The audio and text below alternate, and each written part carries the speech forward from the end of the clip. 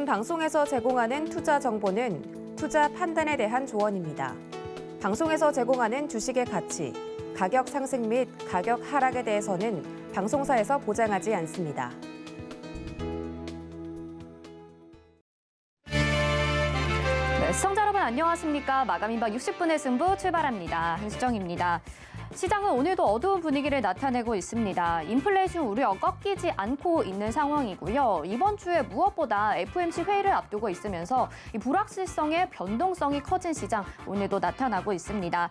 저희가 전략들을 짚어드릴 텐데요. 서울경제TV 파트너들과 최상의 애널리스트들과 함께 할 테니까요. 저희 마감인박 60분의 승부 끝까지 함께 해주시고요. 또 유튜브를 통해서도 참여 가능하죠. 유튜브 검색창에 서울경제TV 검색하시고 방송 보시면서 시장과 관련된 궁금증, 또 방송과 관련된 궁금증 남겨주시면 반영해서 답변 도와드리도록 하겠습니다.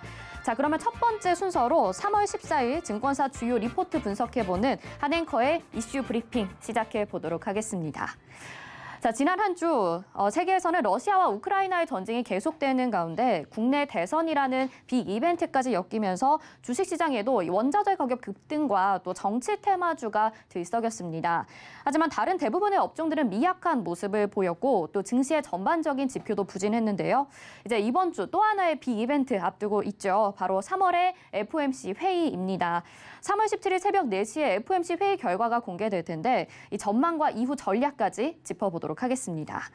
자, 우선 지금까지 나온 내용들 살펴보시죠. 파월 연준 의장은 지난 청문회에서 기존의 정책 노선을 진행하는 것이 적절하다 이렇게 말을 했습니다. 그리고 금리 25bp 금리 인상을 지지하지만 현재 같이 인플레이션이 계속 높은 수준을 유지하게 될 경우에는 향후에 더 큰 금리 인상도 고려할 예정이다라고 밝혔는데요. 그렇기 때문에 현재 컨센서스는 3월 FOMC 회의에서 25bp 올해 안에 6회에서 7회 금리 인상도 나타내고 있기 때문에 지금 이렇게 형성을 하고 있는 상황이죠. 하지만 우크라이나 사태가 물가 상방 압력을 지속하고 있고 또 계속 자극을 하고 있는 상황이기 때문에 3월에 FOMC 회의에서 연준의 50bp 금리 인상 가능성도 배제할 수 없는 상황이 돼버렸습니다. 또한 2월에 CPI가 급등하게 되면서 매파적인 스탠스를 취할 가능성도 더욱더 높아졌죠. 자, 그렇게 본다면 3월 FOMC 회의에서 발표될 내용에 따라서 증시 움직임 시나리오를 두 가지 정도로 가정해 볼 수가 있겠습니다. 일단 그림을 보시면요. 3월에 50bp 금리 인상이 이 정점이 될 수도 있겠다 이렇게 시사를 하고 있는데요. 시나리오 첫 번째부터 이야기를 해보겠습니다. 50bp 금리 인상을 예상하면서 FOMC 회의 전까지 증시가 하락하는 모습을 보인다면 결과가 실제로 50bp 금리 인상이 되었을 때 불확실성은 해소되고 또 이후 시장은 안도감 유입으로 반등 국면 진입이 예상이 됩니다. 또 25bp 금리 인상이 결정이 되더라도 6월 중에 빅스텝 가능성이 남아있기는 하지만 이에 대한 부담이 이미 증시에 선반영이 됐기 때문에 3월 베이비 스텝에 따른 불안 심리 완화 또 안도감이 강하게 작용할 것이라고 예상을 하고 있죠. 자, 다음 보도록 하겠습니다. 두 번째 시나리오인데요.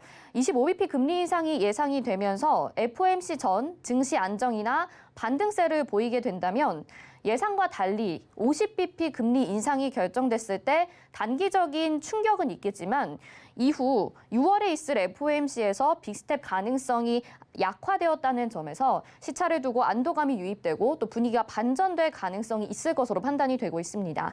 또 예상대로 만약에 25bp 금리 인상이 결정이 되었을 때에는 이와 반대의 상황이 나타나겠죠. 단기 안도감은 유입이 되겠으나 6월까지 빅스텝 가능성에 대한 불안 심리가 유입이 되면서 FOMC 회의 이후에도 단기 등락 과정은 불가피할 것입니다. 특히 컨센서스 현재 기준이라고 본다면 금리 인상의 속도나 폭의 정점이 6월이 될 것이다 라는 전망도 나타나고 있습니다. 자, 그럼 결국 3월 FOMC까지 글로벌 금융시장이나 증시가 어떤 반응을 보이는지에 따라서 우리는 대응 전략을 다르게 구사할 수가 있겠죠. 주중에 연준의 빅스텝을 선반영하면서 코스피가 2,500선대에 진입을 할 경우에는 변동성을 활용한 비중 확대 전략이 필요하겠습니다. 반면 25bp 금리 인상, 일부 금리 동결 기대로 주 초반까지 안정세를 증시가 이어가고 2,600선 위에서 등락을 보일 경우에는 비중 확대 시점을 조금은 늦출 필요성이 있겠다라고 권고를 하고 있습니다. 자, 그림에서 보시는 것과 같이 금리 인상 속도나 강도에 대한 부담은 FOMC 회의 자체를 경기 회복에 대한 불확실성이라는 지표로 삼아 볼 수가 있을 것입니다. 자, 그러면 금리 인상 최대 수혜주로 꼽히는 은행주들의 움직임은 어떨까요? 지금 하나금융투자에 따르면 금리 상승에도 금리 모멘텀이 작용하기에는 다소 좀 불확실한 상황이라고 밝히고 있습니다. 그 이유를 들여다보면 가장 먼저 부진한 지수를 꼽을 수 있을 것 같은데요. 지금 은행주 지수를 보여드리고 있는데 은행주 역시 부진한 증시 분위기와 동반하면서 지난주 1.9% 하락을 했고요. 이게 코스피 하락한 지수와 같은 수준이다라고 볼 수가 있습니다. 또 3주 동안 최근에 10% 정도의 하락세를 보이며 부진한 모습인데요. 또한 앞에서 설명을 드렸다시피 2월의 CPI 지수 급등, 또 ECB가 자산 매입 프로그램을 통한 채권 매입 종료 시점을 3분기로 앞당기게 되면서 경기 둔화로 인해 은행주의 금리 모멘텀이 작용하고 있지 않다라고 판단을 하면서 이게 지금 국내 시장뿐만 아니라 글로벌 금융주 전반적으로 작용하고 있는 움직임이라는 설명이죠. 이어서 수급 동향도 살펴보겠습니다. 외국인들은 리스크 확대와 원화 약세 등으로 지난주에 코스피를 2,800조 원이나 순매도를 했는데요. 은행주도 결국 순매도로 전환을 했습니다. 전주 외국인들은 국내 은행주를 1,440억 원을 매수했는데요. 주간 단위로는 올해 들어서 처음으로 1,440억 원을 매도했죠. 순매도를 할 상황인 만큼 지금 상황은 좋지가 않습니다. 반면에 국내 기관들은 지난주에 은행주를 소폭 매도를 했는데요. 소폭 순매수를 했는데요. 모든 은행들의 주가가 약세를 보이는 가운데 우리 금융지주는 0.72% 상승했고 기업은행이 보합권, KB금융이 4.35% 하락을 했습니다.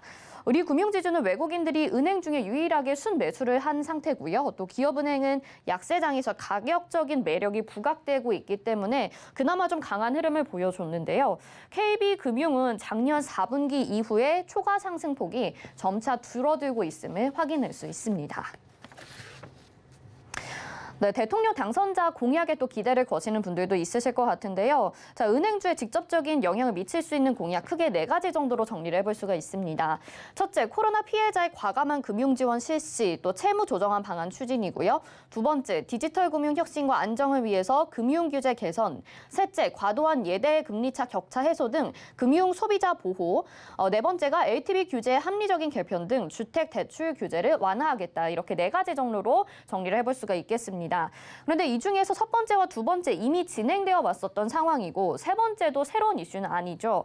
네 번째의 경우에는 은행 대출 성장률에 영향을 미칠 수 있겠지만 실질적인 영향은 제한적인 전망입니다.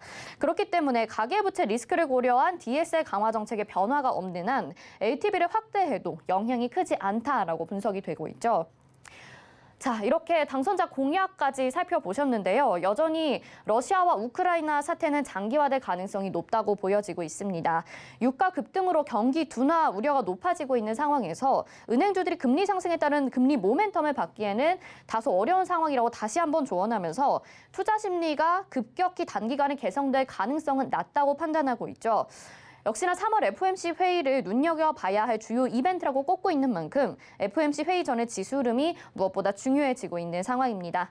자, 지금까지 한앵커의 이슈 브리핑 살펴봤고요. 이와 관련된 보다 구체적인 사항은 잠시 후 이어갈 테니까요. 마감 임박 60분의 승부 끝까지 채널 고정해 주시길 바랍니다.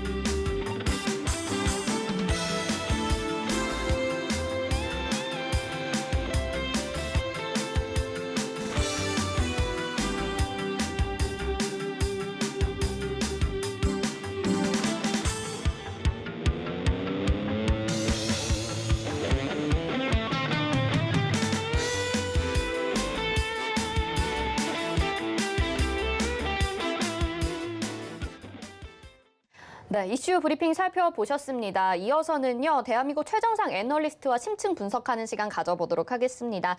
지금 3월 FOMC 회의를 앞두고서 증시 전망과 금융주의 향방에 대해서 이야기 나눠볼 텐데요. 임순재 대표님 나와 계십니다. 어서 오세요. 네, 안녕하십니까? 네.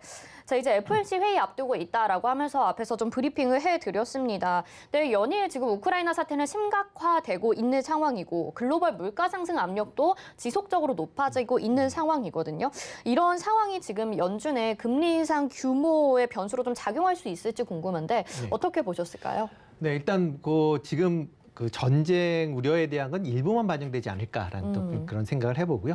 기본적으로 이제 FOMC 회의 같은 경우에 이번에는 0.25%포인트가 올라가지 않을까라는 그런 예상을 해보고 있습니다. 2월까지 우크라이나 전쟁이 시작되기 전까지는 시장 예측치가 0.5% 정도 이제 빅푸시라고 얘기를 하죠. 그 정도 올라갈 것이다라는 것 쪽으로 조금 더 무게를 실었다라고 보시면 되는데요. 그 이유 중에 하나는 이제 미국의 소비자 물가 지수가 7%대를 계속 이제 유지하고 있었다라는 겁니다. 특히 1월 달에 7.5%, 그다음에 2월에도 7.9%를 올라가면서 일단 연준이 목표치로 하고 있는 2%대를 훨씬 웃돌고 있는 그런 상황이다라고 보시면 될 것 같고요. 그러다 보니까 인플레이션을 잡기 위해서는 일단 큰 폭의 기준금리 인상이 불가피하다라는 그런 얘기가 나왔고요. 그러면서 0.5%포인트가 시장 지배적인 의견이었습니다. 그런데 이제 우크라이나 전쟁이 발발하면서 약간 이게 예상이 조금 바뀌었다라고 보시면 되는데요. 특히 이제 그 전쟁에 대한 이제 불확실성이 좀 확대되고 있다라는 게 가장 큰 원인 아닌가라는 생각이 들고 있습니다.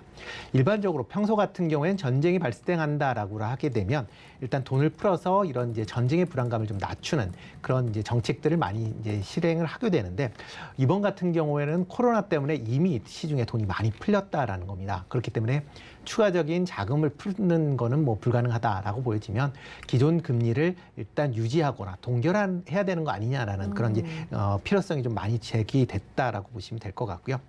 그렇지만 이제 인플레이션에 대한 우려감이 계속 지금 상존해 있는 그런 모습이기 때문에 일단 연준은 기준금리를 0.25%포인트를 올리지 않을까라는 그런 생각을 해보고 있습니다. 다만 이제 우려되는 거는 이제 인플레이션에 대한 우려가 계속 좀 확대되고 있다라는 그런 내용이고요. 특히 이제 그 러시아나 우크라이나가 모두 이제 원자재 관련돼서 주요 글로벌 공급 국가다 보니까 관련된 이제 수급에 대한 이제 불안감이 계속 좀 확산되고 있다라고 보시면 될 것 같습니다. 특히 이제 물가 상승률에 직접적으로 영향을 미치는 게 에너지하고 이제 곡물 가격이다라고 보시면 되는데요. 두 개 다 이제 최근에 급등세를 좀 보이고 있습니다. WTI 유가 같은 경우는 130달러를 이제 올랐다가 지금 110달러 이하로 조금 이제 조정을 보이고 있는데 아직까지는 언제든지 인상할 수 있는 그런 여건은 충분히 있다라고 보시면 될 것 같고요. 곡물 같은 경우도 대표적으로 지금 밀가루 가격, 소맥이라고 불리는 밀가루가 연초 대비 70% 이상 상승하는 그런 모습세를 보이고 있습니다.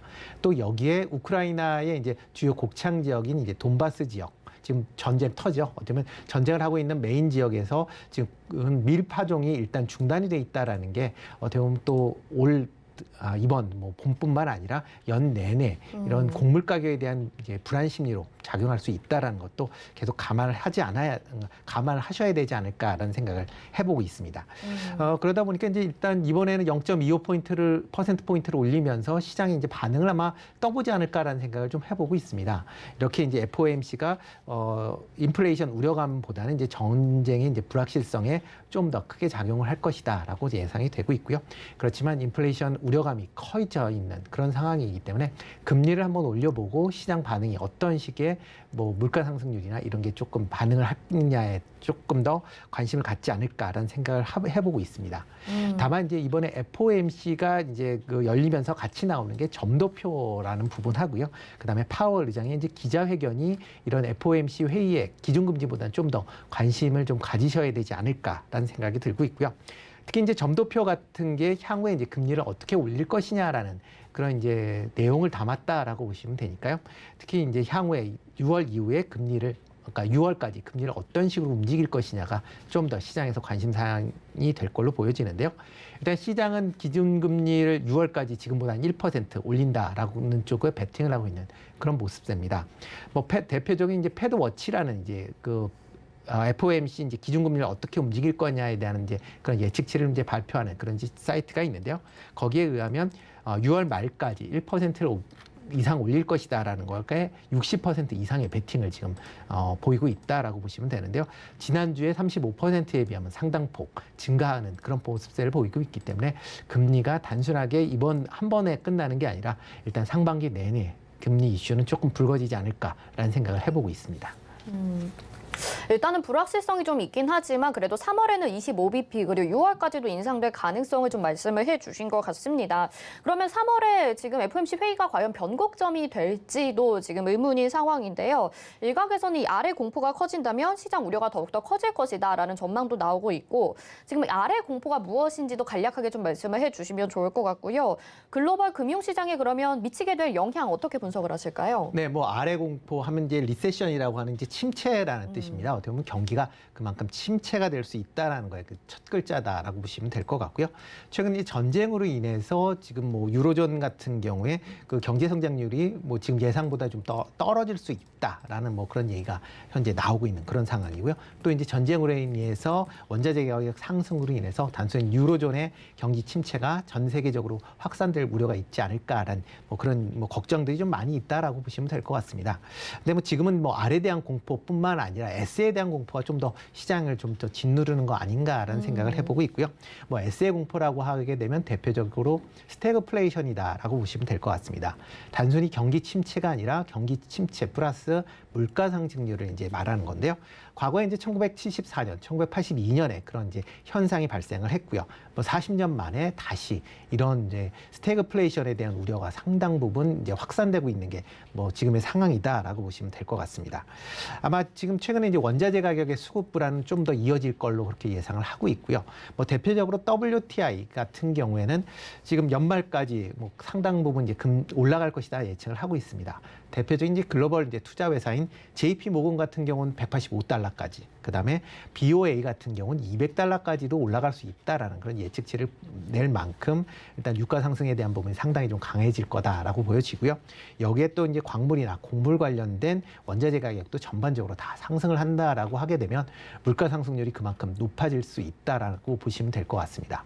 거기에 조금 전에 말씀드렸듯이 그 유럽 이제 우크라이나발 이제 그 경기 침체가 뭐 유럽 전체적으로 뭐 휩쓴다라고 하게 되면 미국이나 아시아권까지도 이런 이제 경기 침체가 뭐 확산될 수도 있고요. 그러면 뭐 그러니까 단순 R이 아닌 S의 공포가 시장을 좀 짓누르지 않을까라는 생각을 해보고 있습니다. 뭐 이렇게 뭐 진행되는지 여부는 이제 전쟁의 그 상황에 따라 좀 달라질 수 있다라고 보여지는데요. 만약 전쟁이 장기화된다라고 하게 되면 스태그플레이션의 가능성은 지금보다 확실히 높아질 수 있을 거고요. 예상보다 조기에 전쟁이 끝난다라고 하게 되면 스태그플레이션 우려가 상당 부분 좀 줄어들 수 있으니까 그런 부분도 좀 감안해서 보시면 어떨까 싶습니다. R의 공포보다는 S의 공포가 시장을 좀 더 짓누르고 있는 상황이다라고 말씀을 해주셨습니다. 스태그플레이션 지금 이런 상황인데 금리 상승을 이제 앞두고 있다 보니까 은행주에 대해서도 관심을 갖기 마련이거든요. 근데 최근에는 앞에서도 좀 이야기를 들어보셨다시피 은행주의 흐름이 좀 지지부진한 모습이고 월가에서도 은행주 당분간 좀 피하는 게 좋겠다라고 이야기를 했다고 합니다. 금리 인상 시기에도 은행주가 좀 약세를 보이는 이유 뭐라고 봐야 될까요? 일단 뭐 금리 인상 관련돼서 가장 큰 건 특히 최근에 이제 글로벌 이제 금융주가 약해졌었던 가장 큰 이유를 본다라고 하게 되면 러시아의 경제 제재의 여파다라고 보시는 게 좀 더 맞지 않을까 싶습니다. 일단 러시아가 지금 뭐 대외 채무가 한 5천억 정도 지금 예상이 되고 있고요. 이 중에서 뭐 채권 관련 규모는 이제 300억 달러로 그렇게 크지 않을 것이다라고 예상은 하고 있지만 러시아 투자 기업에 대한 뭐 대출권이나 그다음에 서방 금융 기관 내 이제 이런 러시아 쪽에 투자하는 기업들에 대한 대출 규모가 상당 부분 될 것이다라는 그런 우려가 있는 그런 상황입니다. 이런 와중에 러시아의 이제 뭐 경제가 상당히 침체가 되거나 또 뭐 디폴트가 발생을 한다라고 하게 되면 관련된 이제 러시아 쪽에 투자한 글로벌 금융기관들이 부실이 확대가 될 거고요. 그거에 관련돼서 뭐 부실이 커진다라고 하게 되면 순이익도 감소할 수 있다라는 우려가 커졌다라고 보시면 될 것 같고요. 특히 러시아가 이제 3월 16일 이제 얼마 안 남았죠. 7억 달러의 이제 해외 채권에 대해서 만기가 돌아오는 그런 상황입니다. 그리고 같은 날 1억 달러 규모의 이제 외화 채권에 대한 이제 이자 지급일도 이제 같이 겹치게 되는 그런 상황입니다. 있습니다. 그런데 최근에 이제 러시아의 경제 제재가 이제 상당히 심각해지면서 특히 이제 해외 자산에 대해서 지금 동결해 있는 그런 상황이다라고 보면 러시아가 관련된 대외 채권을 이제 상환을 못할 것이다라는 게 시장의 지배적인 생각이다라고 보시면 되고요. 그러다 보면 러시아의 이제 채권이 디폴트 상태로 이제 접어들게 된다라고 하게 되면 뭐 러시아가 이제 1998년도에 디폴트가 한 번 발생을 했었는데요. 그 이제 두 번째로 이제 발생을 하게 될 거고요. 그때와는 다르게 이번에는 뭐 서방 측에서 전혀 원조를 안 해주고 있는 그런 상황이기 때문에 러시아 경제의 침체는 상당히 심각화될 걸로 그렇게 예상이 되고 있습니다. 뭐 이런 이제 그 심각화된다라고 하게 되면 글로벌 금융주가 상당히 약화를 보이고 있고 이와 더불어서 외국인들이 국내 금융주를 최근에 이제 매도를 하는 그런 모습세가 같이 그 연장선에 뭐 같이 있다라고 보시면 되겠습니다. 특히 이제 우크라이나 사태 이후에 지금 외국인들이 뭐 3월 달 들어 이제 그 대부분 이제 금융주를 많이 이제 매도를 하고 있는 그런 상황인데요. 뭐 KB금융 같은 경우 200만 주 넘게 지금 네. 매도를 하고 있고 신한금융주도 122만 주, 그다음에 하나금융도 90만 주 이상의 순매도를 보이고 있습니다. 뭐 이런 금융주에 대한 부분은 아마 조금 더 이제 약세는 좀 더 이어지지 않을까라는 생각이 들고요. 뭐 국내 금융주는 러시아가 디폴트를 발생을 한다라고 해도 채권의 금액을 많이 갖고 있지는 않기 때문에 상대적으로 영향은 적게 받는다라고는 하지만 일단 글로벌 금융주 약세에 같이 매몰돼 있다라고 보시면 될 것 같습니다. 그렇기 때문에 이제 기준금리, 그러니까 그렇지만 이제 장기적으로 본다라고 하게 되면 뭐 국내 기준금리도 올라갈 것이고요. 글로벌 기준금리도 올라갈 개연성이 좀 더 많다라고 보신다라고 하게 되면 단기적인 이런 어려움은 있겠지만 뭐 하반기 이후에는 금융주 입장에서 보면 뭐 지금보다는 좋은 주가 흐름을 보이지 않을까라는 생각이 들고요. 뭐 단기적으로 이렇게 약세를 보일 때 어떻게 보면 저점 매수하는 것도 하나의 좋은 전략 아닌가라는 생각을 해보고 있습니다. 네. 이 러시아 디폴트 우려가 나타나고 있는데 이것이 글로벌 금융주들의 움직임을 좀 지지부진하게 만들고 있다라는 말씀 전해주셨고, 자, 그런가 하면 앞에서도 보셨다시피 또 윤석열 당선인의 임기가 오는 5월부터 시작이 되죠. 지금 관련된 은행주와 엮일 수 있는 정책 공약들을 설명을 해드렸는데 금융권의 시각과 또 은행권의 이제 회복세, 탄력 요소로 작용을 할 수 있을지 이 부분은 실질적으로 효과가 있을지 어떻게 보실까요? 일단 뭐 금융주 자체에서는 그렇게 나쁘진 않다라고 이제 생각이 하고 있습니다. 물론 이제 공약 내용은 아까 뭐 앵커도 얘기했듯이 뭐 크게 이제 4개 정도로 이제 볼 수가 있는데요. 대표적으로 이제 코로나 지원 대책을 추진하겠다. 그다음에 디지털 금융 규제를 완화하겠다. 그다음에 예대 마진이 축소된다. 그리고 주택담보 규제를 좀 완화하겠다라는 거 이제 보면 되는데요. 그중에서 금융주 입장에서 보면 이제 호재성이다라고 보는 거는 디지털 금융 규제를 이제 완화하겠다라는 부분하고요. 주택담보대출을 완화하겠다라는 부분입니다. 뭐 이렇게 이제 디지털 금융을 이제 완화한다라고 하게 되면 기존에 이제 핀테크 기업과 이제 디지털 금융 관련돼서 상당하게 어떻게 보면 그 족쇄가 이제 한 군데 채워졌다라고 보시면 됩니다. 은행법 특히 이제 금융지주법으로 본다라고 하게 되면 이렇게 금융회사의 핀테크 진출이 상당히 좀 어렵게 되어 있는데요. 이런 규제가 좀 완화된다라고 하게 되면 뭐 대규모 자본을 갖고 있는 뭐 그 금융회사, 그러니까 금융지주 입장에서 보면 관련된 핀테크 관련된 분야의 상당 부분 뭐 투자를 확대할 것이다라는 거 보면 시장이 좀 더 확대될 수 있다라는. 볼 수 있고요. 특히 이제 대출 규제에 관련된 완화하는 게 뭐 LTV 쪽만 이제 완화한다라고 하게 되면 제한적일 수 있기는 하겠지만 DSR 부분도 어느 정도 뭐 조금 완화 정책이 불가피하지 않을까. 뭐 물론 관련된 이제 규정들이 조금 뭐 촘촘하긴 돼 있지만 관련돼서 좀 완화가 될 걸로 기대를 한다라고 하게 되면 뭐 그거에 대해서는 대출이 확대가 된다라는 부분은 좀 긍정적으로 미칠 수 있다라고 보여지고요. 다만 이제 부담되는 게 이제 코로나 지원 대책이 확대된다라고 하게 되면 관련된 부분이 뭐 지금 당장은 이제 부실이 안 될 수도 있겠지만 향후에 부실 가능성은 뭐 충분히 더 늘어날 수 있다라고 보여지고요. 그리고 또 예대 마진을 축소한다라고 하게 되면 은행들의 이자 수익이 좀 감소하는 그런 이제 조금은 이제 부정적인 사항은 있다라고 보시면 되겠습니다. 하지만 기본적으로는 긍정적인 면을 조금 더 강조하시는 게 조금 그쪽으로 좀 보시는 게 어떨까라는 생각이 들고요. 다만 이런 이제 제도를 취하기 위해서는 관련된 입법이나 또 관련된 뭐 여러 가지 이제 시장 상황들 이제 지켜봐야 된다라는 부분입니다. 특히 입법 관련된 부분은 현재 야당인 이제 민주당이 이제 다수당이기 때문에 과연 어떠한 관계 이제 설정을 하느냐에 따라서 관련 입법이 좀 지연되거나 할 수도 있으니까 그런 것도 조금 관심 있게 보시면 어떨까 싶습니다. 네, 알겠습니다. 은행주에 대한 투자 전략까지 들어봤고요. 저희 내일도 이 시간 많은 기대해 주시기 바라겠습니다. 임순재 대표님 여기서 인사드리겠습니다. 고맙습니다. 네, 고맙습니다.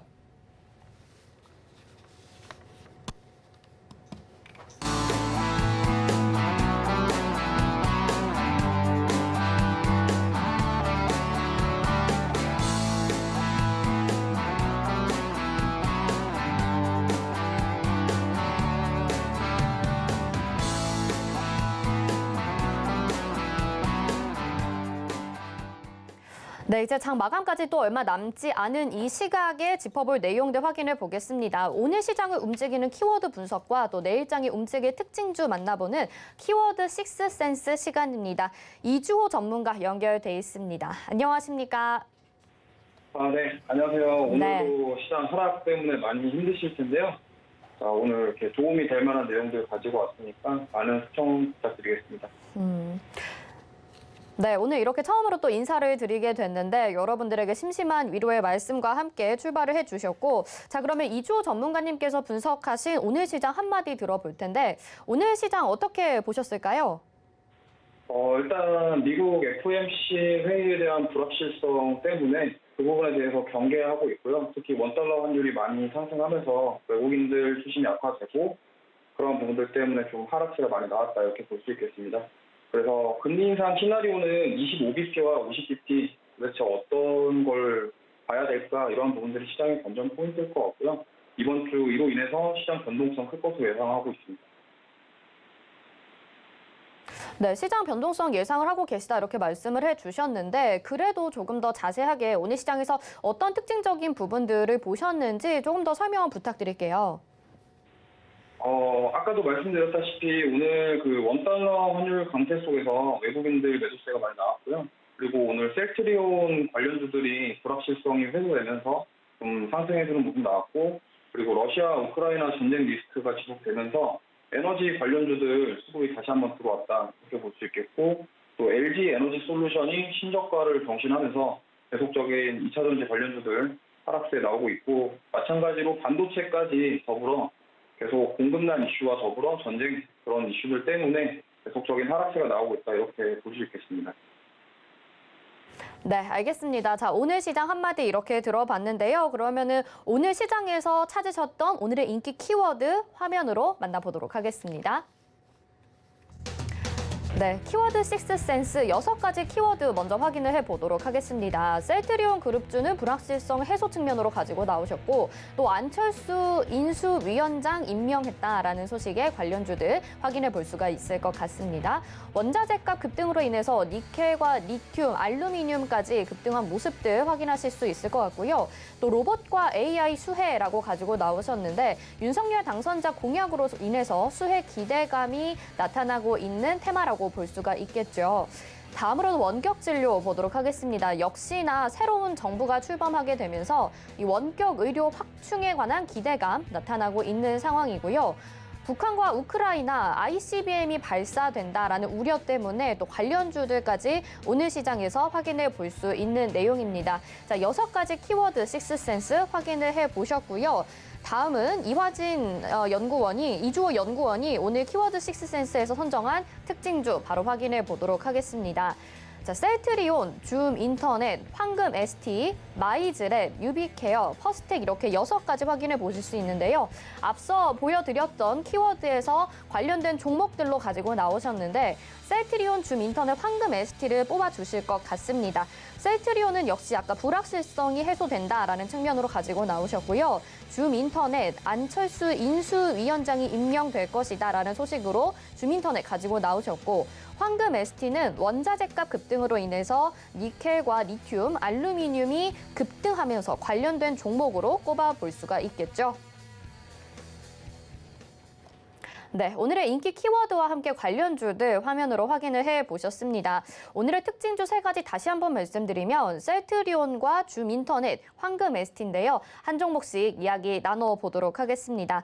먼저 셀트리온인데 지금 불확실성이 해소된다라면서 주목하신 투자자분들 많으실 것 같거든요.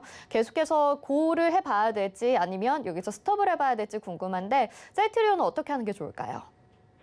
네, 저는 일단 고라고 생각하고요. 분식회계가 그동안 계속적으로 악재로 작용을 했고 그러한 부분들 때문에 주가가 많이 빠졌습니다. 그리고 사실 외국인 투자자 입장에서는 그런 부정적인 이슈, 우리 국내 증시 그 오스템 임플란트 사건부터 시작해서 여러 가지 이슈들이 많았던 상황에서 특히 이 분식회계 관련 이슈가 해소된 부분은 긍정적으로 볼 수 있겠고요.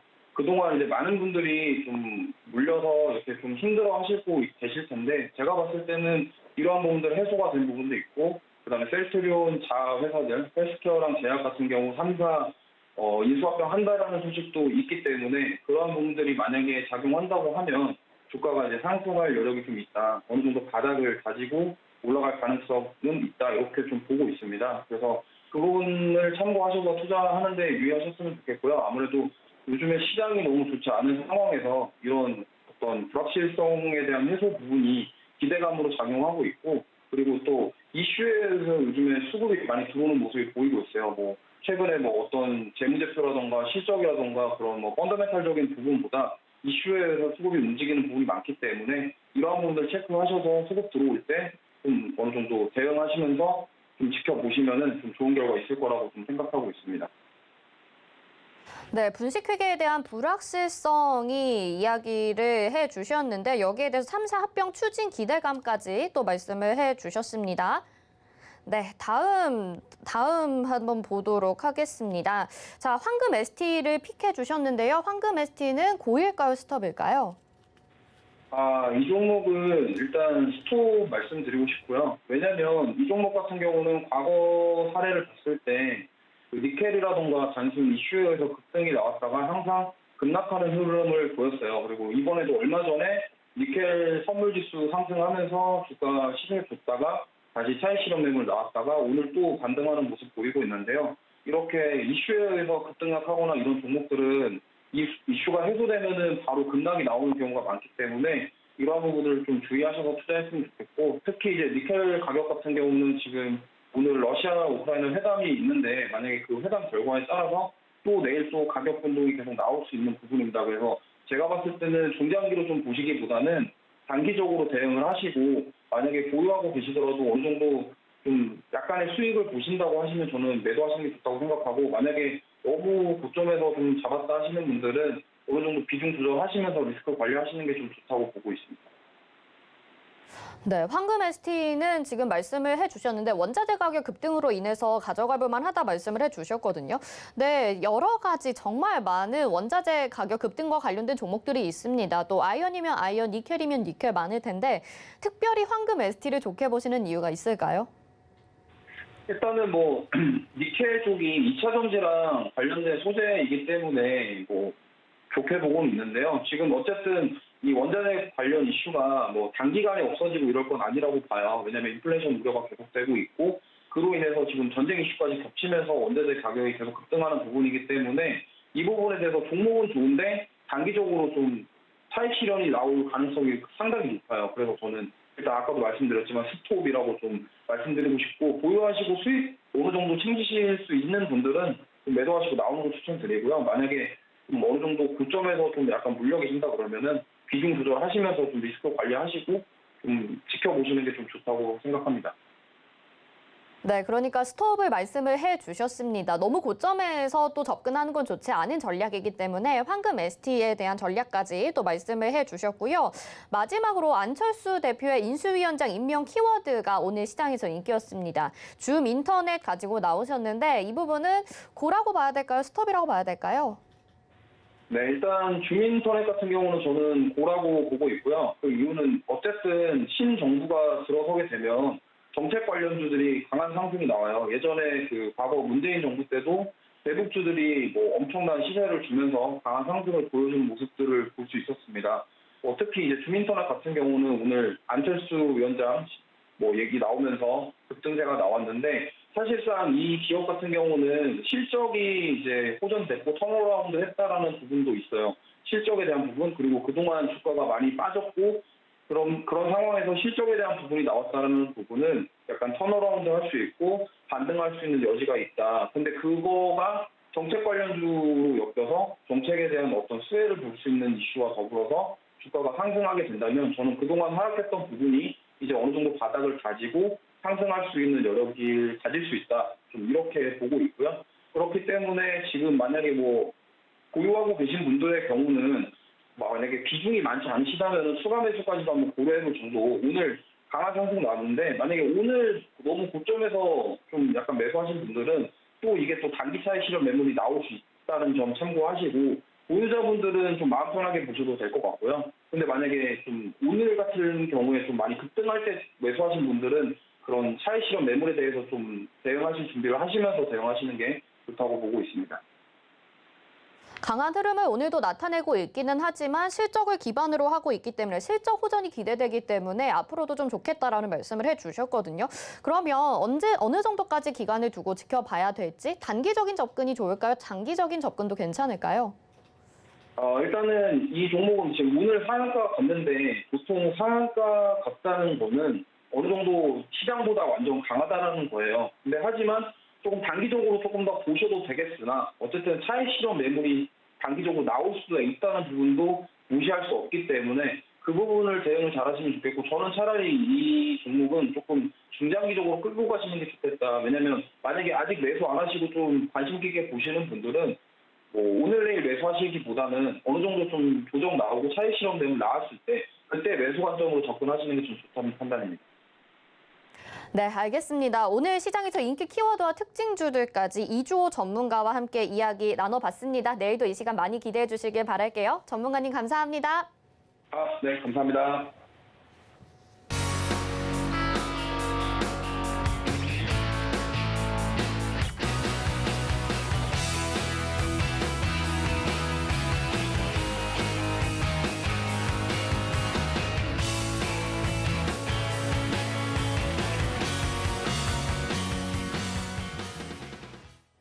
네, 이번 순서는 또 이정수의 신의 한 수입니다. 이정수 파트너가 시장 점검과 함께 특징주 분석도 도와주고 계시죠. 이정수 파트너 전화 연결해 보겠습니다. 파트너님 안녕하십니까?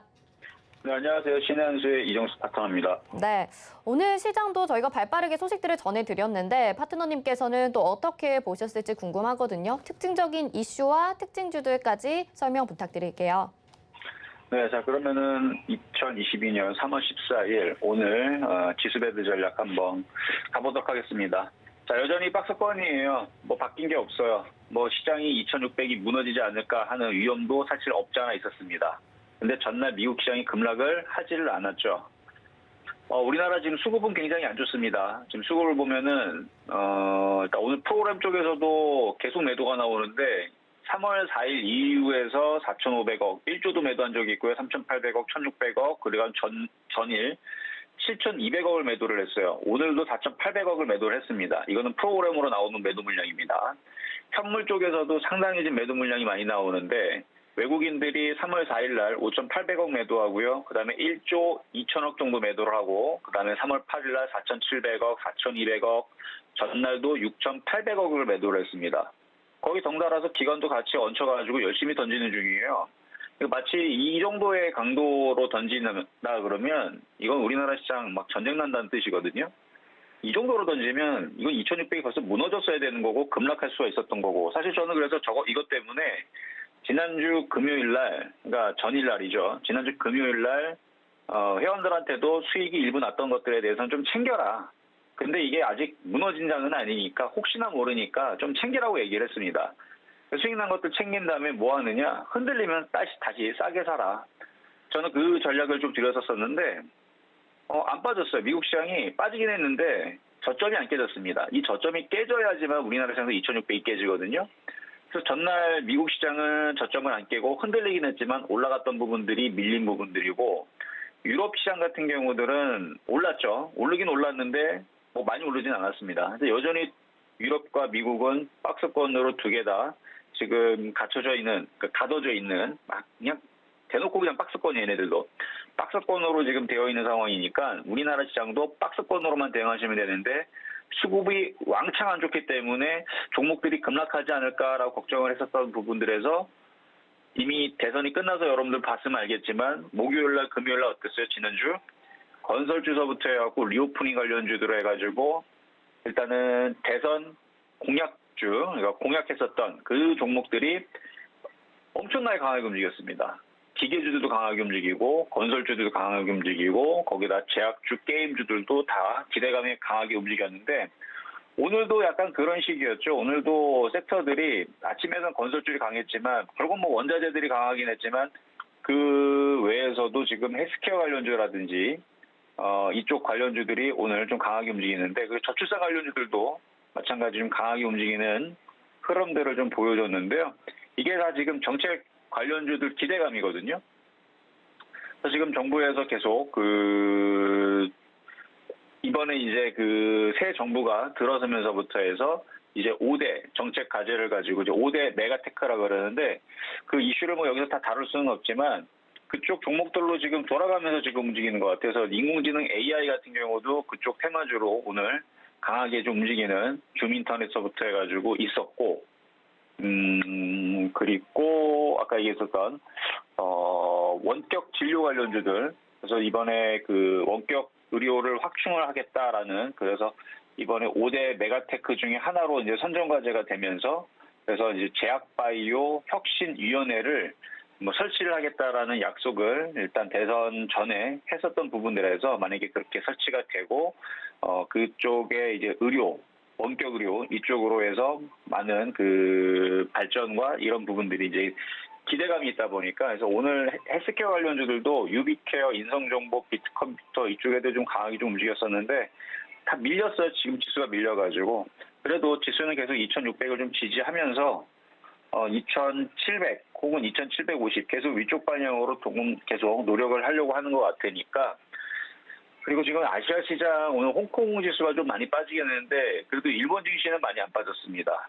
그리고 뭐 인도 증시도 오늘 뭐 이렇게 나쁘지 않은 선물 지수가 그리고 유럽 지수도 마찬가지고 미국 선물 지수도 마찬가지고 그래서 이 정도만 좀 지켜준다 그러면 지수는 계속 박스권을 좀 유지를 해주면서 말 그대로 테마 장세 그래서 윤석열 그래서 와이노믹스라 그러는데 와이노믹스 5대 메가테크 해가지고 그쪽 관련주로 순환하면서 그래서 인공지능, 반도체, 로봇, 양자, 뭐 퀀텀, 양자, 퀀텀 그다음에 탄소 중립, 항공, 우주, 바이오 헬스 이쪽에 이제 5대 메가테크라 그러는데요. 그쪽 관련주들로 조정시마다 공략을 해주시거나 아니면 단타로 이슈가 될 때마다 공략을 할 수 있을 것 같고 그다음에 건설 섹터 같은 경우들도 지금 오늘 좀 조정 받았습니다. 그래서 건설주들 좀 조정을 받을 때 매매적인 관점에서 괜찮을 것 같아요. 왜냐면 현대건설, 대우건설, 뭐 GS건설 이쪽 종목들 흐름들 보니까 최근에 기가 외국인들 연기금에서 매수가 좀 들어왔던 흔적이 있어서 조정받으면 박스권에서 매매치기 좋은 섹터인 것 같고요. 그리고 지금 철강주 섹터도 굉장히 강한데 안 그래도 제가 지난주 여러분들한테 철강주, 그다음에 원자재 관련주, 비료주, 사료주 이쪽을 잘 보자. 이쪽에 섹터들을 공략을 해볼 수 있다 했는데 오늘은 그쪽에 있는 철강에 돼가지고 원자재 관련주들이 강하게 움직였습니다. 그러니까 이게 계속 순환하면서 도는 거거든요. 오늘 종목들 지수는 좋지 않았어요. 코스피 종목들도 하락 종목 수가 월등히 많았고 코스닥 같은 경우들은 장중에 1,300개인가요? 빠졌다가 지금 이제 1,100개로 좀 줄긴 했는데 좀 반등이 나와서 그래도 오늘 다 빠지는 가운데에서 강했던 거는 비철금속, 원자재, 농업 관련주, 그다음에 비료 관련주, 사료 관련주 이쪽이 아니었나.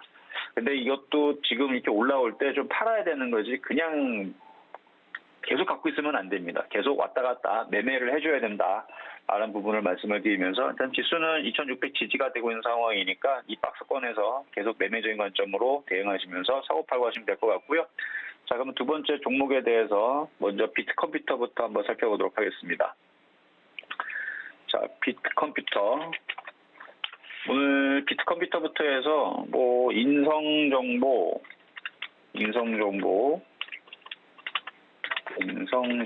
다 헬스케어 관련 쪽인데 인성정보가 좀 많이 올라갔죠.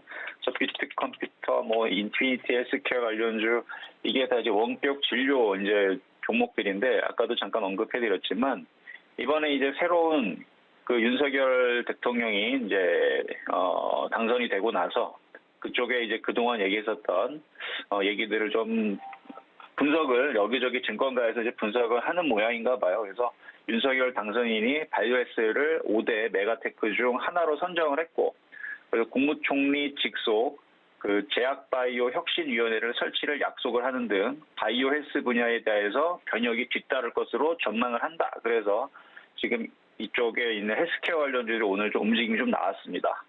그래서 이쪽이 도입을 하게 되면 디지털 헬스케어 확대랑 그다음에 원격 의료 도입의 가능성이 더 커지고 그다음에 백신, 치료제, 첨단 의료 분야라든 이런 분야에 대한 정부 R&D 연구 비용도 좀 지원도 늘어날 것이고 이런 부분들이 판단이 돼서 오늘 좀 움직인 것 같은데요.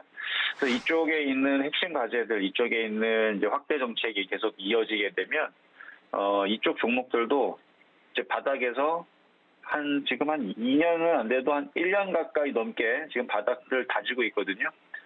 그러면은 이렇게 조정을 받았던 헬스케어 관련주들이 다시 상향으로 박스권 고점을 봐도 이쪽에 있고 여기 바닥 저점을 깨지 않고 다시 위쪽 방향으로 좀 움직일 수 있는 그런 이제 정부 정책 수혜주로 좀 될 수도 있을 것 같아서 이렇게 이제 생겨 있는 종목들을 만약에 매매를 친다 그러면 조정시마다 공략을 했다가 올라올 때 팔고 하는 매매적인 관점으로는 가능할 것 같고요. 우리 인성정보 한번 먼저 켰는데 만약 비트컴퓨터 움직이고 헬스케어 관련주도 움직이게 되면 원격 의료 관련주들이 생각보다 좀 많이 있습니다. 그래서 다른 제약바이오주들도 아마 이쪽이 움직이면 같이 덩달아서 움직일 수 있는 종목들이 좀 더 나오지 않을까. 그리고 앞으로 정부가 계속 그 제약바이오에 대해서 R&D 지원도 늘리고 이런 부분들을 이제 신경을 쓴다고 얘기 나왔으니까 기대감만으로도 어느 정도 상승할 수 있는 부분은 좀 긍정적으로 좀 볼 수 있겠다 말씀을 좀 드려보겠고요. 자, 두 번째로는 이제 LG 에너지 솔루션인데요. 제가 안 그래도 지난주에서 여러분들한테 2차 전지 관련주들 조심하시라고 말씀을 좀 드렸었죠. 지금 2차 전지뿐만 아니라 전기차 관련주들이 미국에서 일단 주가가 좀 하락하는 안 좋은 모양을 좀 보여줬는데 일단 실적이 일단은 안 좋았어요. 실적도 안 좋았고 일단 리비안의 그 차량 판매 그 예상치가 생각보다 좀 나오질 않아서 예상 그 생산량 목표치도 계속 하향을 하고 있는 상황이고 어쨌든 실적도 예상치보다도 그러니까 안 좋을 건 알고 있었는데 예상치보다도 좀 안 좋게 나왔습니다. 거기에다 지금 러시아랑 우크라이나랑 지금 침공 사태가 계속 장기화가 되고 있는 가운데 전기차 핵심 소재인 리튬과 니켈, 코발트 이런 이제 부분들에 대한 공급에 대한 차질이 빚어지고 있고 거기다 가격들도 지금 많이 올라가고 있어서 제가 안 그래도 그것 때문에 그게 아킬레스건으로 돼가지고 2차 전지 관련주들이 크게 조정을 받을 수 있으니까 조심하시라라는 말씀을 좀 드렸었는데 그 얘기를 불과 지난주에도 얘기했고 사실 이 얘기 이제 2차 전지가 고점을 칠 거라는 얘기는 작년 여름부터 얘기를 했습니다. 작년 여름에 4분기 그러니까 3, 6, 9, 12 그러니까 9월 달에서 12월 달 사이 3분기 넘어가는 시점에서 4분기 12월 달쯤에서 조심해야 된다. 그리고 늦어도 다음에 1월 달 그게 이제 2022년 또 올해 그러니까 1분기 그러니까 3월 달 요 부분에서 그러니까 이미 다가온 거죠. 이미 고점은 작년 12월 달쯤에 다 고점을 쳤다고 생각을 하고 지금 많이 빠지고 있는 상황인데 아직 덜 빠진 쪽은 좀 조심해야 됩니다. 근데 LG 에너지 솔루션은 이제 신규 상장주인데 이 신규 상장주가 무서운 게 한 번 빠지면 계속 떨어진다는 거예요. 그래서 이거는 추가 매수는 안 되고 앞으로 악재가 좀 더 남아있으니까 좀 조심하시라는 말씀. 수급도 안 좋아요. 계속 매도라고는 외국인들이 이거는 계속 추가 매수가 능사는 아니다라는 말씀을 드리도록 하겠습니다. 자, 그럼 세 번째 실전 매매 정수에서 추천 종목으로 최근에 드렸던 종목인데 서원이라는 종목이거든요. 오늘 아침에서 달성을 했어요. 3%를. 그러니까 바닥에 있는 것들 건져두어서 이게 이제 비철금속 관련주 쪽인데 수익이 3% 달성이 됐는데 수익이 나면 팔아주고 물론 좀 더 올라갈 수 있지만 먹고 팔고 내려오면 다시 사고 그런 매매가 관점이 좋다라는 말씀을 한번 더 드리면서 그러면 이제 정리하도록 하겠습니다. 자, 시장 점수는요. 70.2 평가하도록 하겠고요. 매수 포인트도 70.2 정도 말씀드리고 건설 섹터 보세요. 아까 예를 들어서 서원 같은 경우 3% 수익에서 좀 약하단 말이에요. 그런 거 팔아주고 건설주들 건자재 관련주들 조정받을 때 공략하시는 게 좀 나을 것 같아요.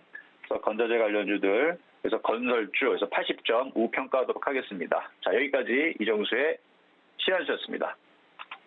네, 이정수 파트너님이 시장 점검도 꼼꼼하게 도와주셨습니다. 그래도 못다한 이야기 소통방송을 통해서 더욱더 도와주신다고 하는데요. 함께하고 싶으신 분들은 샵 0082번으로 신의 한 수 이렇게 4글자 보내주시기 바랍니다. 저희가 소통방송 함께하실 수 있게 안내 도와드릴게요.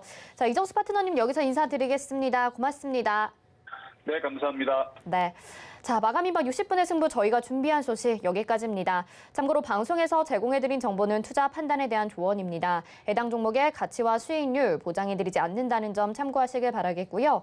또 저희 서울경제TV와 서울경제신문은 당사의 브랜드입니다. 서울경제증권TV와는 무관하며 기타 유사 명칭에 주의하시기 바랍니다. 저희는 여기서 마치겠습니다. 시청해주신 여러분 고맙습니다.